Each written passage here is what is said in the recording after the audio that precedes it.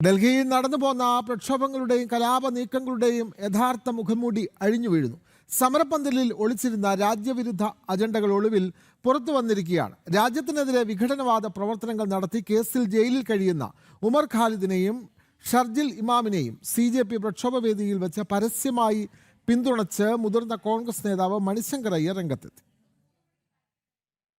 വിദ്യാർത്ഥികളുടെയും സാധാരണക്കാരുടെയും പേരിലിറങ്ങി ഡൽഹിയിൽ സംഘർഷങ്ങൾ സൃഷ്ടിക്കാൻ ശ്രമിച്ചവരുടെ യഥാർത്ഥ ലക്ഷ്യം എന്തായിരുന്നുവെന്ന് വ്യക്തമാക്കുന്ന തെളിവുകളാണ് പുറത്തുവരുന്നത്. CJPയുടെ സമരവേദിയിലെത്തിയ കോൺഗ്രസ് നേതാവ് മണിശങ്കർ അയ്യർ രാജ്യത്തിന്റെ സുരക്ഷയ്ക്ക് ഭീഷണിയായ കേസിൽ അറസ്റ്റിലായവരെ ന്യായീകരിച്ചാണ് സംസാരിച്ചത്. രാജ്യത്തെ വടക്കുകിഴക്കൻ സംസ്ഥാനങ്ങളെ ഭാരതത്തിൽ നിന്ന് വേർപെടുത്തണമെന്ന് ആഹ്വാനം ചെയ്ത ഷർജിൽ ഇമാമിനെയും അക്രമങ്ങൾക്ക് ഗൂഢാലോചന നടത്തിയ ഉമർ ഖാലിദിനെയും പോരാളികളെന്ന് വിശേഷിപ്പിക്കാനാണ് കോൺഗ്രസ് നേതാവ് മുതിർന്നത്. രാജ്യത്തിന്റെ പരമാധികാരത്തെയും സമാധാനത്തെയും വെല്ലുവിളിച്ച കൊടും ഭീകരവാദ അനുകൂല നിലപാടുകളുള്ളവരെ സമരവേദിയിൽ വെച്ച് പരസ്യമായി ന്യായീകരിച്ചത് കടുത്ത പ്രതിഷേധത്തിനിടയാക്കിയിട്ടുണ്ട്.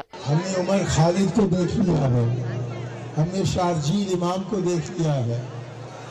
5, 6, 7 साल से वो जेल में बंद है और इतने साल के पश्चात सरकार यहाँ तक अपना काम नहीं कर पा रही है कि उनके बारे में उनका क्या इल्जाम है वो भी कोर्ट में आकर पेश करें.